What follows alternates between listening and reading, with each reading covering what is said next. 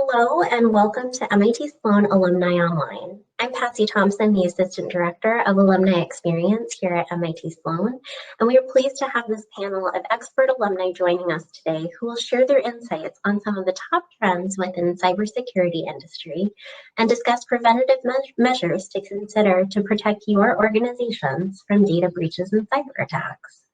First, some housekeeping items. For the panel discussion, we'll start here in this webinar format. So the audience will be hidden and muted until we start the networking reception. You may use the chat feature to view the attendee list or chat with other participants during the presentation. We also encourage you to submit questions via the Q&A tab or upvote questions throughout the discussion. And now I'd like to introduce our moderator for this evening, Bian. Leon is currently leading product management for cybersecurity solutions at Intuit. He is a 2005 graduate of the MIT System Design and Management Program, or as we call it here, SDM. We are so excited to have you here today. And now, Leon, I will hand it over to you. Thank you, Patsy. Hello, everyone. Thank you all for joining the cybersecurity panel discussion today. My name is Leon Bian. I'm going to be your moderator.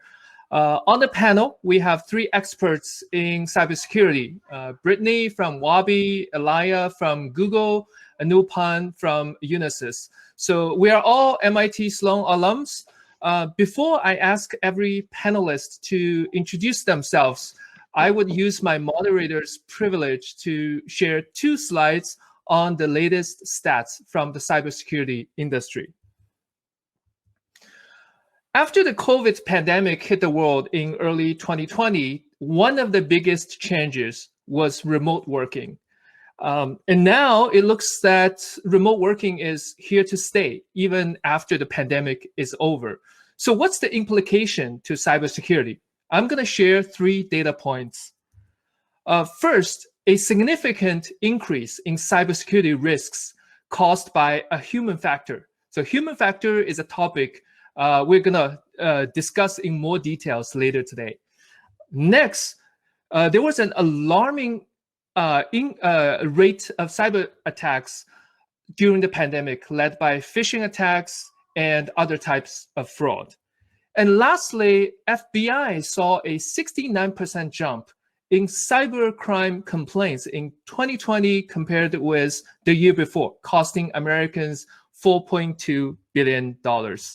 Now let's take a look at data breaches. So there was a 141% increase, year-over increase in the number of records exposed in 2020 to a whopping 37 billion records. And then let's take a look at some of the top breaches from last year. On the left-hand side, you see some familiar names. Microsoft, 250 million records exposed. Estee Lauder, 440 million, and MGM Hotel, depending on which day ZDNet was reporting, it could be anywhere between 10.6 million and 142 million guests details exposed. And on the right-hand side, there were some names that you might not be very familiar with. Whisper, it's an anonymous secrets sharing application. 900 million records were exposed.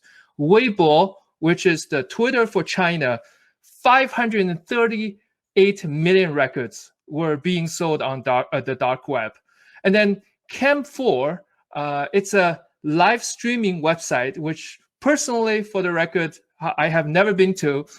10.88 billion PIIs, personally identifiable information, were leaked last year. And then Broad Voice, which is a VoIP provider, 350 million records were exposed last year, including some of the call transcripts. So what's the cost of a mega data breach to a company? According to IBM Security, which published an annual report on the cost of data breaches, the average total cost of a mega breach of 50 million plus records is $392 million. So it's not a cheap price tag if a mega breach happens to any organization. So with that, let's go back to the panelists. So I would ask each panelist to introduce themselves. And since this is an alumni panel, so I'm going to ask them to also talk a little bit about how they joined the cybersecurity industry and what their experience has been so far. So I'm just going to follow the order on the slide. Brittany, would you like to start? Thanks so much, Leon. It's great to see you all, so to speak. I'm Brittany Greenfield. I'm the CEO and founder of Wabbi, which focuses on delivering secure DevOps processes to scale application security for enterprise DevOps teams. To give you a sense, we work with everything from mid-size and commercial companies up to Fortune 500 and DoD. And I actually got into cybersecurity later in my career. I spent the first part of my career pre-Sloan in the ERP space.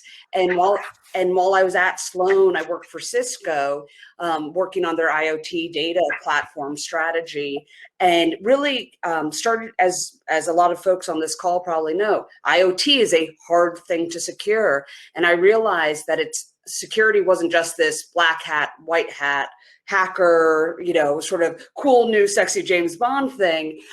It was really just a fundamental piece of how we build software and our economy runs today, and we really need to have it integrated into everything. So I got into the endpoint space, and when I was in the endpoint space, was getting to know the broader alphabet soup of security, and realized that so much focus was on perimeter security, which is important because it's not if we get breached, it's when we get breached, as Leon's stats pointed out. But nobody was focusing on making sure that they fix the root cause, which it's like securing a home with an ADT system, but not making sure your lock works. So that's what led me to found my company. And, I really just want cybersecurity to be a normal part of every process. So thanks for having me here today. All right. Ilya, do you want to go next? Yeah, thanks, Leon. Thanks, Brittany. My name is Ilya Cabanov. It's very nice to see you all. I see familiar names in the chat. Hello, everyone. I am the head of API abuse at Google, and also I'm an MIT researcher at NITE. And the mission of my team at Google is to protect about 3.3 billion users from all types of abuse coming from Google APIs. And my research at MIT, and I'm actually glad that Leon highlighted the most infamous data breaches, because my research at MIT is focused on analyzing the largest data breaches in history to create actionable insights for leaders across all different companies, how they can first make the companies more secure, and second, how they can make the companies and enterprises more resilient to all types of cyber attacks. How I entered cybersecurity, it's an interesting question. I think that my curiosity about the bad sides of the world and passion for helping people, especially people who cannot take care of themselves, have been driving my interests and basically have been driving all my career in cybersecurity. I started my career right out of my PhD as a software engineer, building security operations center managed service in Russia. And then in the last 15 years, I have been pretty much fighting cybercrime from all different angles. And most recently, before I joined Google, I worked at the company called Schneider Electric, where we have quite a few Sloanies working. It's the industrial IoT leader, where for 5 years I led the application security and privacy compliance team, protecting more than 4,000 applications worldwide. And recently in January, I joined Google. So that's my story. Anupam, would you like to share your story? Cybersecurity. Sure. Thank you, Ilya. It's great to be here. My name is Anupam Sahai. I'm the Vice President and Chief Technology Officer at Unisys, and I also lead the solution development for the hybrid cloud solutions that Unisys offers. And we essentially build hybrid cloud solutions for the entire customer journey, whether this greenfield or brownfield, whatever be the pain points during the process of adopting the cloud, or if they're already in the cloud, how to optimize the deployments, manage and operate, and optimize it is are some of the key pain points that we address. Now, security happens to be the top pain point that every cloud customer faces. And as the panelists, my fellow panelists were saying earlier, that is a key focus area. And at Unisys, and prior to Unisys, I worked in multiple leadership companies, from startups to large companies like Microsoft and Polycom. I was the deputy CTO at Polycom. And I got into security when I co-founded my own hybrid cloud security company in 2010. I was a co-founder and CEO of Agify, and I kind of saw this cloud wave coming. Cloud was still a buzzword, and of course the security problems that it will bring with it. And fortunately, it turned out to be true. So I'm very passionate about cybersecurity. Believe that it is still an unsolved problem, and a lot of interesting challenges. It's got some interesting asymmetry that we'll talk about between the hackers and the solution providers, which makes it more interesting. And so look forward to the discussion here. Very honored and great to be here. Okay, thank you. Thank you, all of the panelists, for the introduction. So let's start by taking a look at what happened last year. So I briefly touched upon remote working earlier. So with the pandemic impacting almost every aspect of people's work and life, what really changed in cybersecurity in 2020? So maybe I'll start with Anupam this time, go in the reverse order. So Anupam, would you like to start? Sure. I'll give in my opinions here. So like you said, I think 2020 was an interesting year from many perspectives. And even before 2020, 2019 and the years before that, if you look at how the cybersecurity breaches were ramping up, it was literally the problems and the number of breaches were doubling every year. And so 2020 was no surprise. As you said, the number of breaches more than doubled in 2020, partly accentuated by the COVID-created situation, which was really the remote worker scene. And so the attack patterns changed, but the number of breaches, the number of records that were affected, huge numbers, right? And each record, just to put that in perspective, and by the way, healthcare was the most targeted vertical, and not a surprise there, because the cost of a healthcare record in an underground market is about $250 a piece, compared to a credit card, which is worth about $5 to $10, depending on which bank the credit card belongs to. So no surprise, healthcare records are the prized possessions if you're a hacker and an attacker. So what changed was that because of this remote worker situation that companies were faced with, the attack vectors and the surface of attack changed. Certainly you had this home workers, office workers that were dialing into work using a VPN or connecting through the VPN network or some ways of connecting. Unisys actually, we already had something that was in place. Fortunately, the switchover was very smooth, but I know a number of companies that took a while to get into this remote working operations mode. So what that meant was that there was a need for having secure operations inside the company, and to be able to secure business networks, but also securing employees' home networks, making sure the employees' personal devices were secure, and the video conferencing equipment was secure. Zoom, when it was around the pandemic time, around March timeframe, it didn't have end-to-end security, so they rushed to fix that problem. It was secure only till the desktop, not to the operating system level. Somebody could intercept the data. So a lot of things that happened, new attack patterns that happened, and the companies literally grew from a security adoption perspective, best practices perspective. They had to grow up very fast, and that also meant new opportunities for attackers to break in and create chaos, and that also happened. So lots of interesting attack vectors, challenges, and opportunities from depending on where you sit. Yeah, and just to pull on a thread that you said, right? We've continuously seen the increase of attacks and sophistication grow. So 2020 was just primed for cybersecurity havoc because you really have two factors at hand. One is the increase in just malicious activity, but two, there's also just an increase in interesting things to go after, right?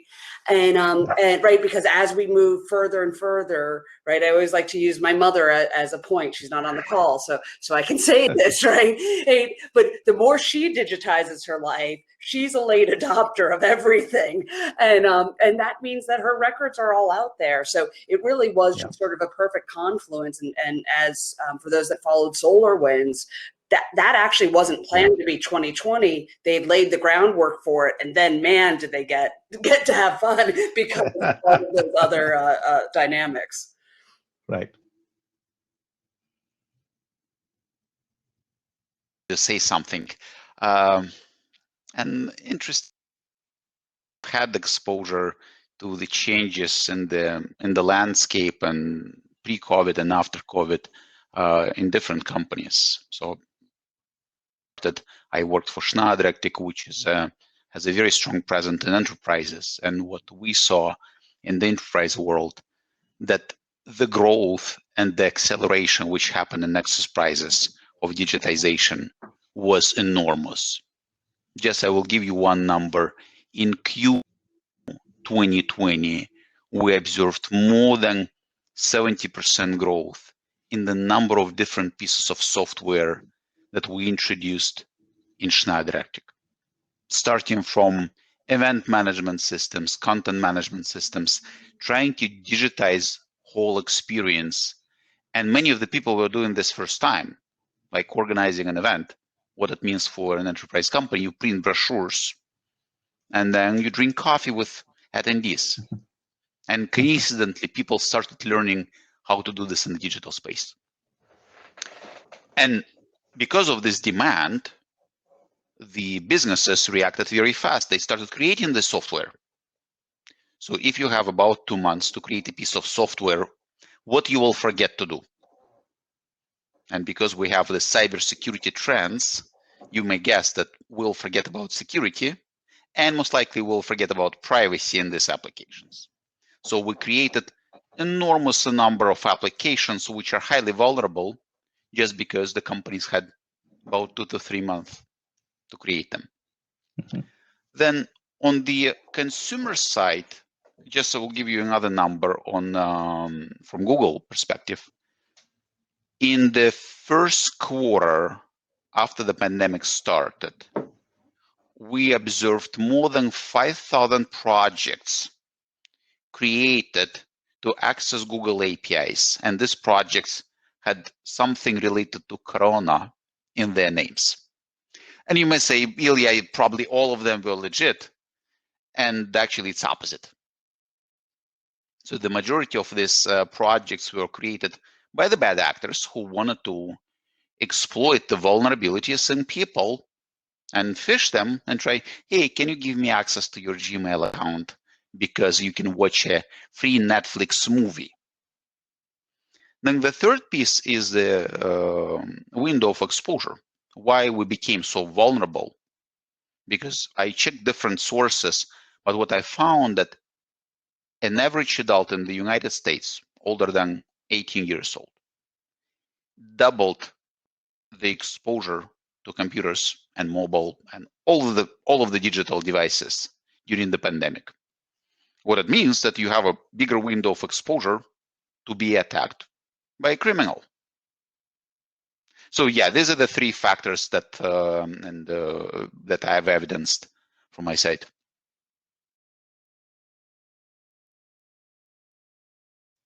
Leon, I think you're on mute. Leon, I think you're muted. Oh, sorry about the technical challenge. Yeah, absolutely. I think you guys are absolutely right. And also the sophistication of the cybersecurity attacks and also the severity has also increased, right, during the pandemic. So what's interesting is the number of reported data breaches in last year were actually dropped almost 48%. But as you see earlier, that the number of exposed records actually more than doubled. So that's also a very, very interesting trend. Let's move on to the next topic, which is also related, which is the human factor question that I mentioned earlier. So in a pandemic of this extent that we're facing now, human factors play a very important role in cybersecurity. So there's actually an audience question pre-submitted as part of the registration, and I quote, "Some of the largest hacks stemmed from employees falling for phishing attempts. How can we as employers raise their tolerance to prevent a cyber attack?" Unquote. And I want to go one step further. I wanted to ask the panel a more generic question, which is, how do human factors impact cybersecurity in the pandemic? What are the main threats and how do you tackle them? So I would say you could either answer the more narrowly focused question submitted by the audience, or you can answer my more generic question. Let's perhaps start with Brittany. Yeah, I'll lead with this. So, in security, you're only as secure as your weakest link. And I think the interesting challenge that we saw with and it was evidenced, as Leon brought up earlier, in phishing attacks being the #1 type in increase, was, they really preyed upon the fact we were stressed out, right? Hey, humans are prone to error. This is why we want to automate everything we can, because we make mistakes. And I was reading an article in the New York Times, right? Pandemic brain is a real thing, between multitasking, fatigue, and then you start to add on the fact that the right protocols weren't there because the shift to remote work was so rapid. And we really have to help people protect themselves. And that doesn't necessarily mean more and more layers of security, right? There's a sort of a point where you can only build a wall so high to protect a castle. You really need to make security everybody's job and help them be aware of not clicking on those phishing emails. I think it's something that, and Ilya, can, not to put you on the spot, can certainly talk about this a little bit more. Equifax, in their post-breach era, has really done, you want to talk about a great organizational incentive behavior, and an OB case study one day, I'm sure. They have linked everybody's bonus to security. So it's that one person that clicks on a phishing email that exposes them to something, there's a piece of everybody's bonus that starts to go down. And it's really enabled them to do a 5-year transformation in 3 years. But you really do, humans are humans, we're fallible. And so you need to just make it easy for people to do. And the pandemic just played on our stresses. It was not a surprise. Who wants to go next? Heard my Anupam? name. Oh, Anupam, go ahead. Go for it, Ilya. You were going to go for it. Brittany called me.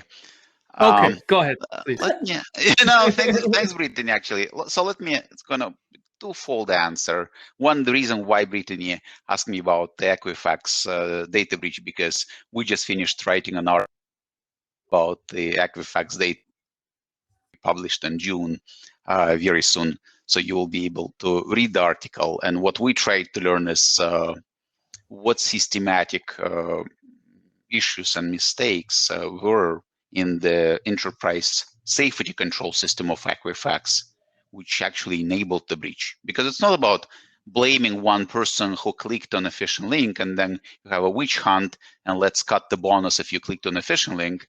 Because if we think about the level of sophistication of phishing attacks,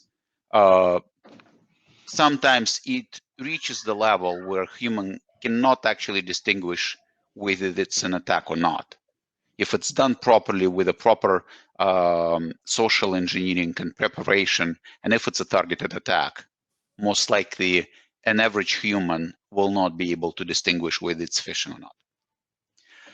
That's why the second part, I think we do need to educate everyone, especially vulnerable parts of our population, about what risks the exposure to digital brings to them. So that is one thing. but there is a certain level that you can educate. And that's why I think there is a huge responsibility on companies. Let me name Google, that the company I work for, which are responsible for making sure that the vulnerable population, the people who cannot take care of themselves and their security, are taken care of because of the protective measures in the systems which are built by these companies. We're picking Gmail, we're picking all G Suite or Workspace toolkit. So these are the only feasible approach which I see as a systematic response. Third is the challenges. Look, we brought vulnerable people into the place where they had no skills to deal with new risks. So that's what happened. And second, the level of fatigue of these people and employees of corporates is at the highest level. So one number is that I pulled from the news is that about 50% of people are complaining about their ability to manage all types of stress during this coronavirus crisis. So meaning how much we can rely on an overloaded person who needs to balance a couple of kids at home, work full time, and being able to also defend and protect the systems against cyber attacks. So there's quite a lot of things that we put on the human shoulders. And finally, the new risk is the boundaries. So when we were in the offices, we had physical boundaries, we have corporate network boundaries, we had people in place. Now we are putting this extra pressure on a human saying, now you at home, you need to look that nobody's watching your laptop and nobody is actually watching you when you're working in a cafeteria. And also, by the way, be careful how you connect to the internet. So there is no good answer how to deal with this. I think all companies are trying to come up with solutions. Companies like Brittany's company, Google, Unisys, trying to solve this problem collectively. And I don't believe that there is a silver bullet that you can say, hey, here's a solution. It's a community effort, I would say. Yeah. Yeah, and if I can add to that, I completely agree with what was said by Brittany and Ilya. I mean, if you look at the attack vectors or the attack patterns, there are certain attack patterns that were prominent. I think some of that was mentioned earlier. Phishing was a common attack vector. Mal spam, that's a new term where, you were spammed with malware, you click on it and you're infected and your credentials are compromised. Credential stuffing was another attack vector where, because you're logging in remotely, and if you don't have multi-factor authentication or a way to identify maybe biometrically the person who you claim to be, it's prone to being misused. Ransomware was another attack vector, it had a growth of 100% from 2019 to 2020. And if you add that with remote workers logging in, the distributed denial of service attacks. So those were kind of the common patterns, right? And to deal with this is a tough one because there are, as Brittany said, you are as strong as the weakest link, and typically home networks are the weakest links. Even the companies are sometimes the weakest links. A lot of companies may not have the right set of controls, people, process, and technology controls to manage the end-to-end process. So can it be done? Yes, there are ways to do it, but is it really feasible to get it done? Make sure your home office and your work office, everything is secure end-to-end. That is a tall order, and it'll take time to get there. It needs a combination of, as I said, people-related education, policies that needs to be communicated, understood, training. It needs processes to essentially say, thou shalt not do these things, click on links that come from outside, and of course the company can do a bunch of things to help improve the situation. And then technology is your friend. Automation, getting DevSecOps in the picture to make sure you have complete end-to-end security, but looking at security in the office, home office, in the access link, across the board is simpler said than done, but that's really the approach that has to be taken. No no easy answers, unfortunately. Yeah, absolutely. As you guys mentioned, education and training, putting the right processes in place, and technologies, right? But I want to throw in one story, and I don't know if you guys have read about it. So over the New Year's, one of the companies, I'm not going to name names. I wasn't sure which company. They actually send out an email. The security team sent out an email saying you have received a bonus and this is how much you are getting. And those who clicked on the link, that's a phishing email, but it was a testing phishing email. Those who actually clicked on that link did not get the bonuses, but they were sent to security training. So there was such a story. If you you haven't read about it, that's quite interesting. So yeah, so there's no one size fits all solution for the human factor. In fact, as the boundary of cybersecurity has effectively expanded over the past year. We just have to adopt multiple approaches to this problem. So I think let's get to the next topic. My next question is about diversity and inclusion. Women, for example, represent about 20 to 25% of the cybersecurity workforce. Minority groups like African Americans and Hispanics are also underrepresented. So the question to all of the panelists is, how do you bring diversity and inclusion to the cybersecurity industry in a sensible way? And what are your organizations doing in this area? Who wants to take this question first? I can lead since I'm the underrepresented group that you mentioned. So I think there are two sides of it. It's a broader issue for technology, right? Across all demographics.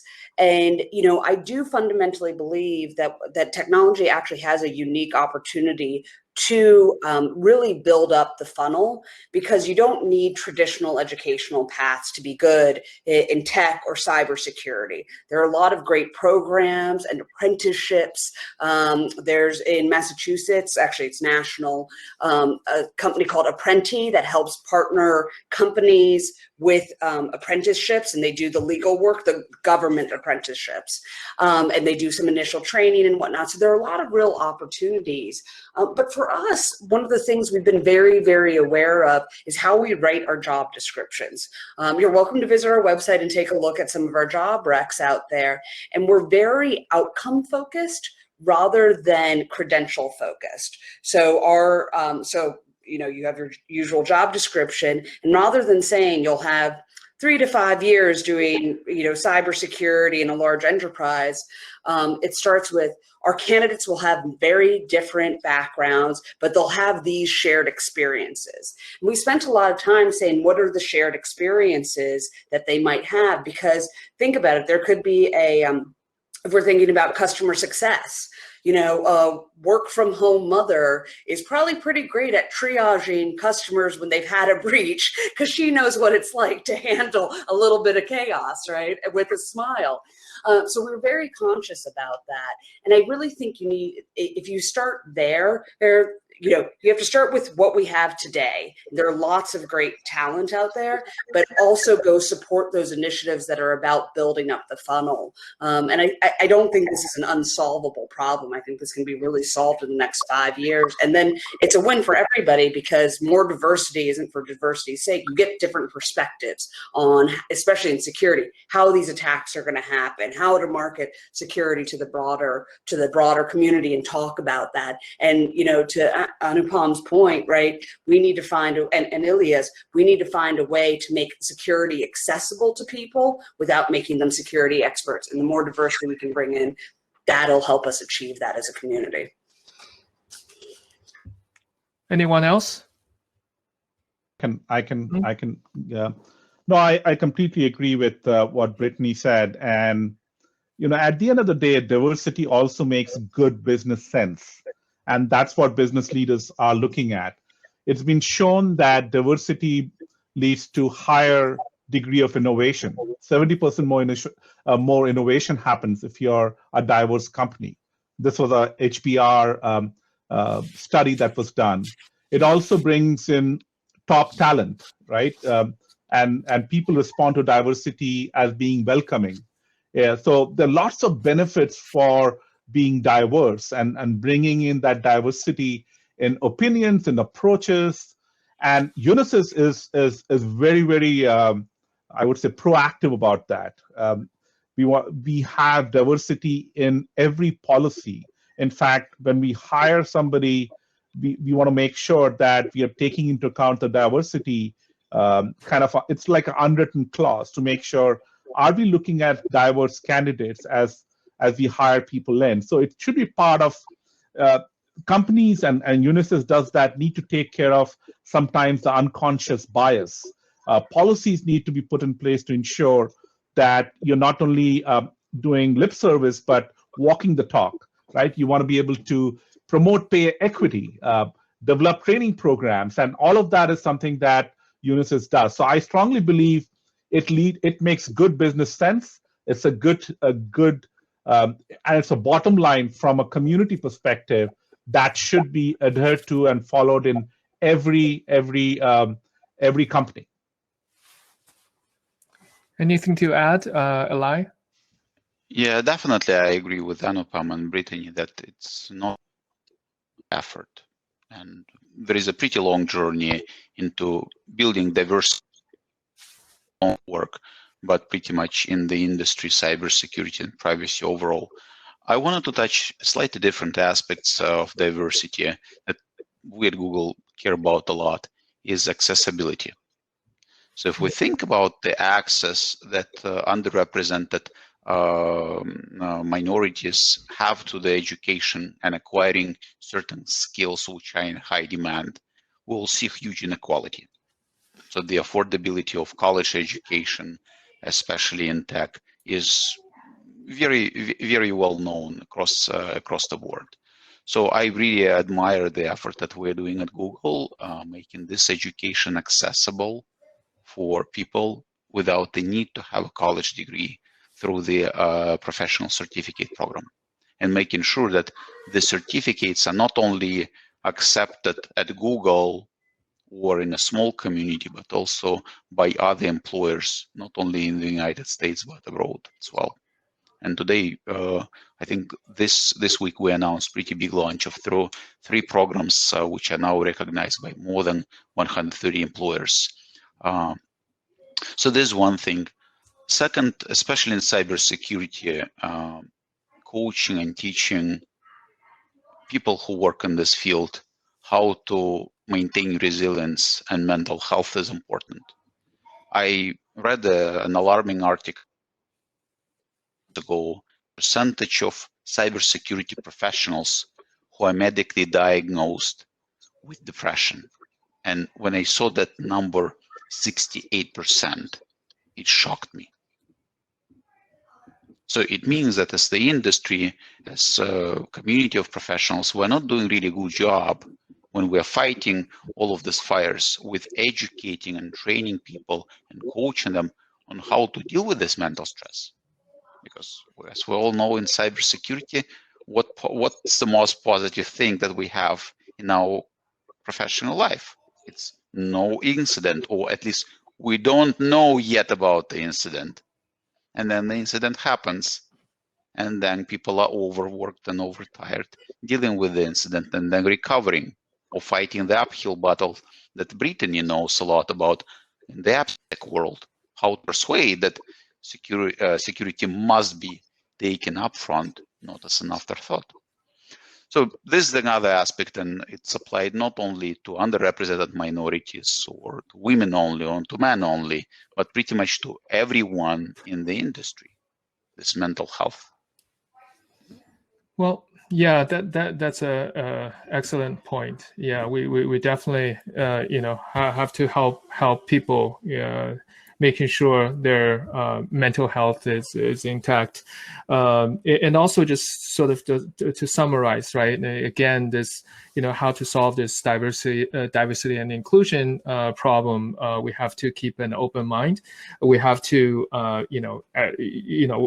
invest in education, training. We have to provide opportunities to minority groups and underrepresented groups, and moreover, what Ilya just mentioned about the mental health and the psychological effort of this industry. So let's actually go back a little bit to the audience questions. So I'm seeing there are quite a few questions. There's this one question which is interesting. This question was pre-submitted as part of the registration, but I saw a similar question in the chat. Basically, it's about small businesses, right? So I showed the stats from mega breaches and large companies. So here's the audience question. There's a perception that data breach type attacks always target big companies. But as the owner of small businesses that rely on the cloud for everything from communication and file storage to accounting and banking, what should I be asking of technology vendors to ensure my information and businesses are protected? What is the role of the little guys in this cybersecurity battle? So anyone want to take on this question? Sure, I can give it a shot. So SMBs are actually a very highly targeted segment from a cyber attack perspective. And while preparing for this webinar, I was looking at the Verizon breach report, which is really kind of a good guideline in terms of the attack vectors and what are the attack patterns, etc. So it turns out that in 2020, about 27% of all breaches targeted the SMBs. And the definition of SMB is less than $1 billion revenue, right? Anything less than that. Small businesses start at about 50 people in the company, all the way to 100 to 1,000 people, roughly in that order. And a lot of the companies today are benefiting, the SMB especially are benefiting by being a cloud-first company. They start the journey in the cloud. They don't have potentially on-premises data centers or legacy there.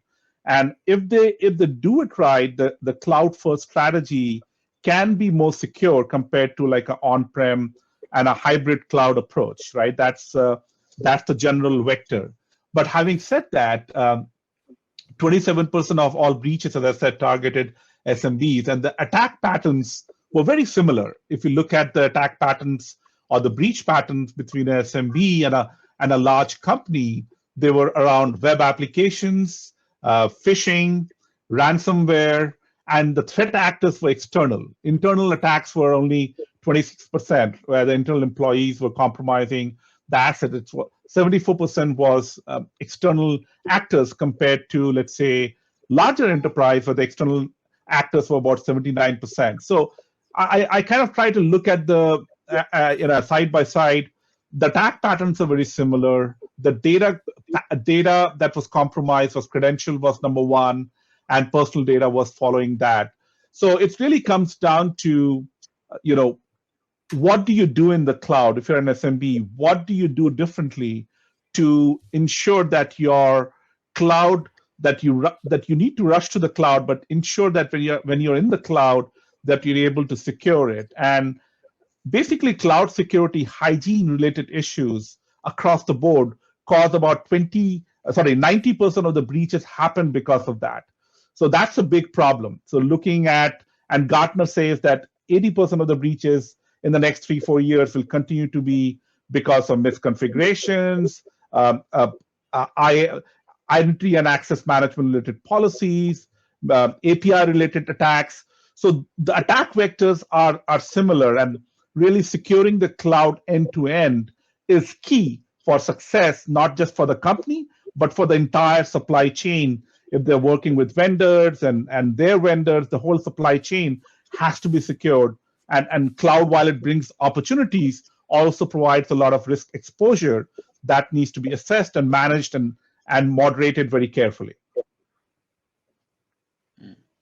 Just to piggyback on what Anupam said, I think there are two aspects of the problem. One is when SMBs are adopting, or any other enterprises are adopting cloud technologies, let's say from Google, Amazon, from Microsoft, doesn't matter, the understanding of the responsibility for security and acknowledging that there is a mutual responsibility on both sides, on the cloud provider side and on the user side, on the consumer side. This is the key, because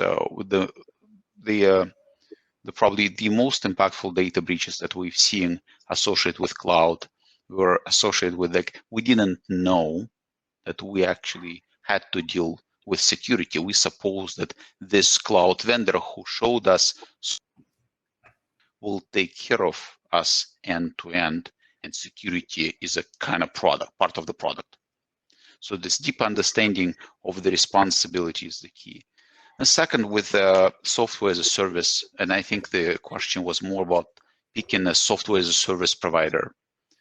I understand that without having cybersecurity expertise, it's really hard to make this assessment.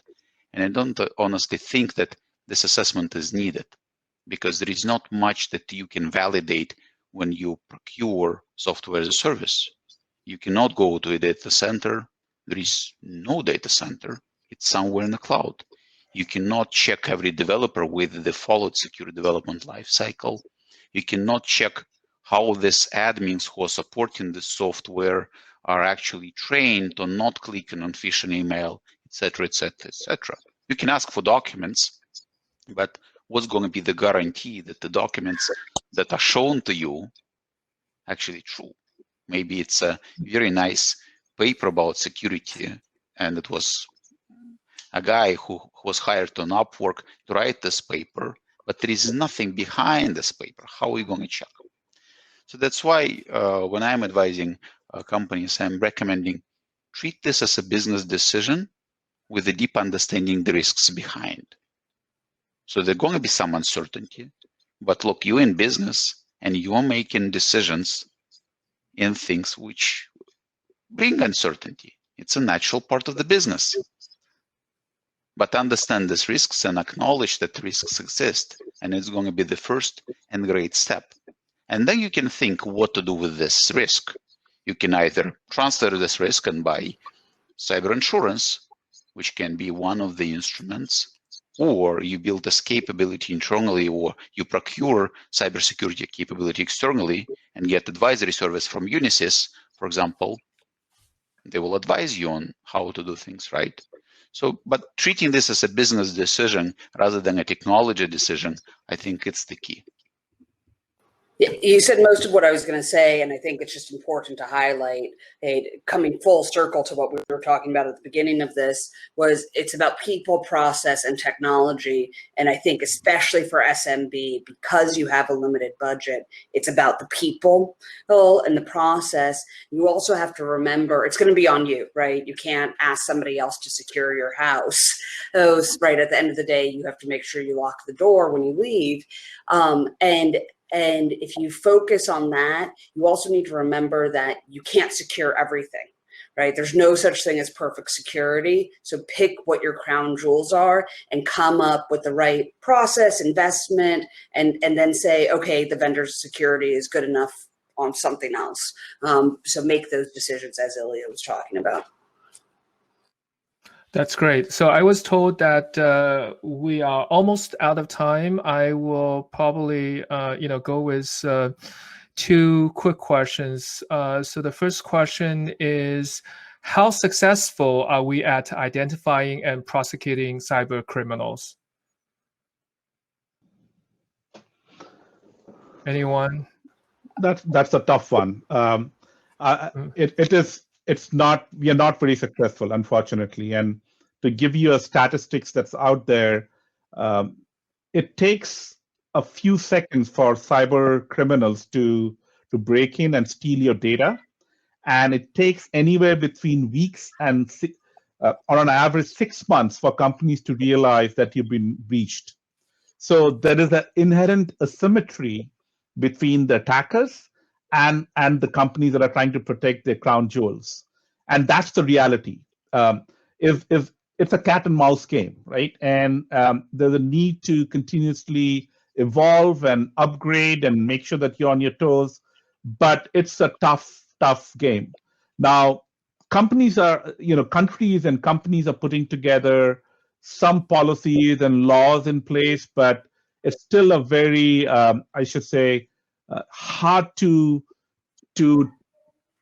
enforce and implement because some of it's not just cyber criminal groups. They are country states and they are kind of unreachable. So it's a very complicated set of actors. Threat actors are very diverse. Some of them are very organized. Some of them are not.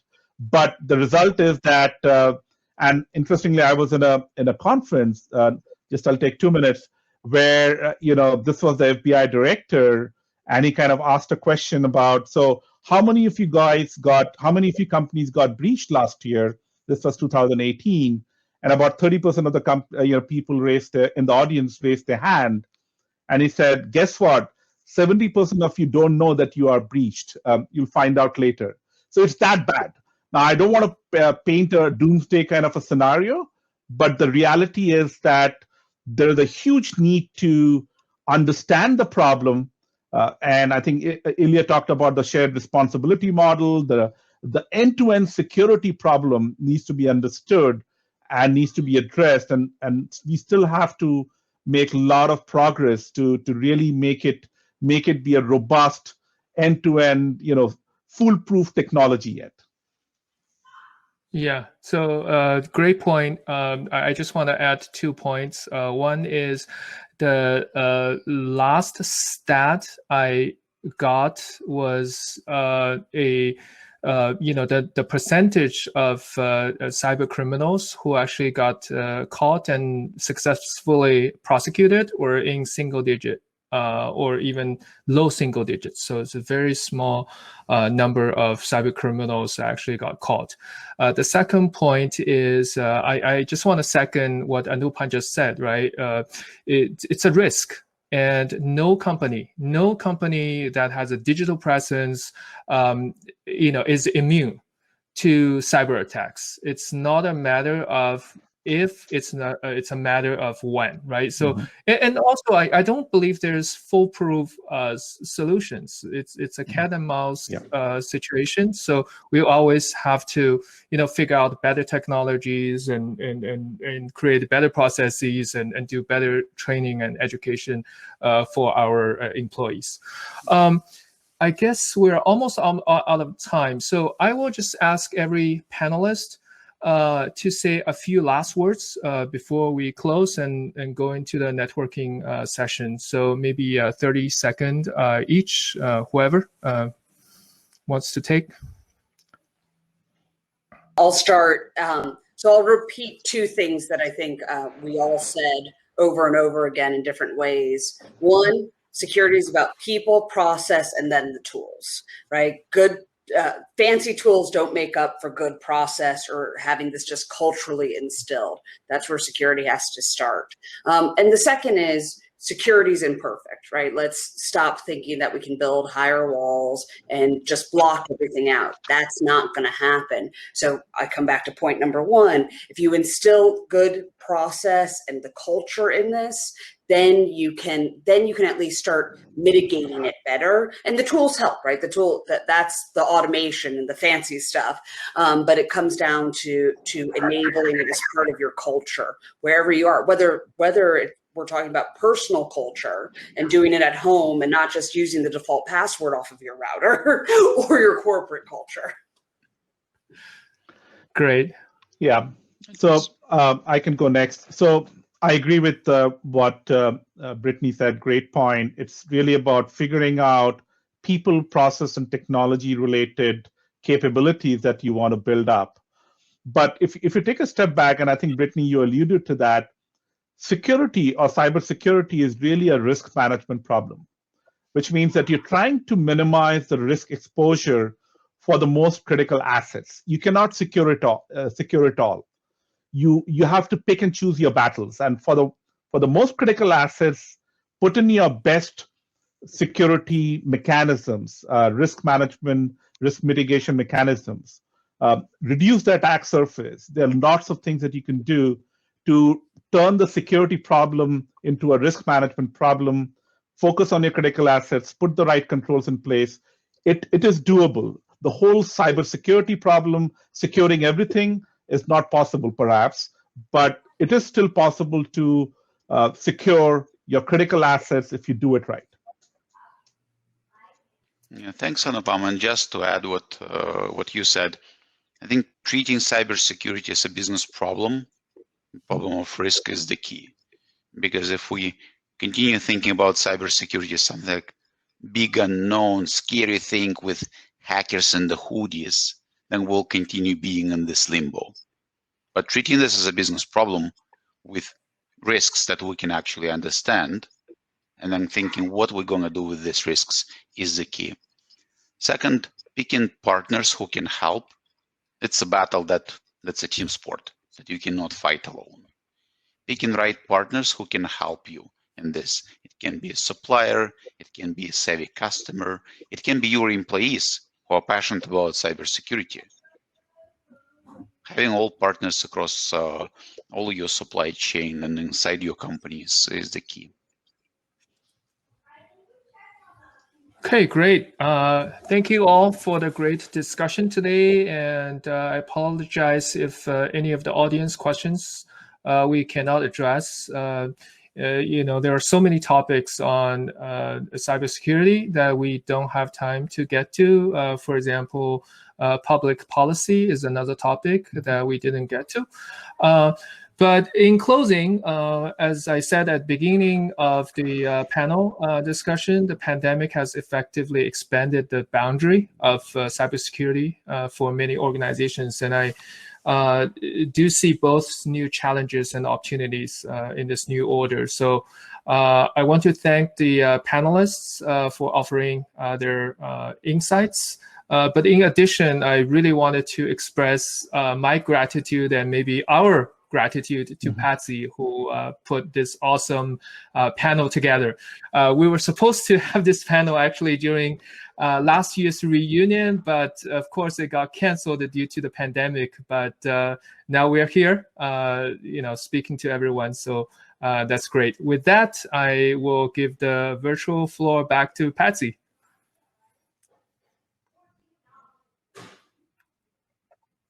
Wow, thank you so much, Leon, and thank you to all of our panelists.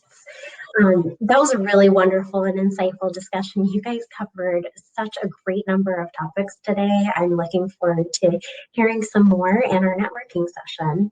So now to keep this conversation going, everyone just sit tight. We'll be moving to the remote networking reception space. All attendees will be randomly placed at a table within the floor plan, but each table will act like a breakout room. So you'll be able to double click on any table to move throughout the event space, if you will. If you have any technical questions or issues, please feel free to chat me or come see me at the Alumni Help Desk. And I want to thank you again for joining us today, and I look forward to seeing you all in just a moment. Take care. Thank you. Thank you.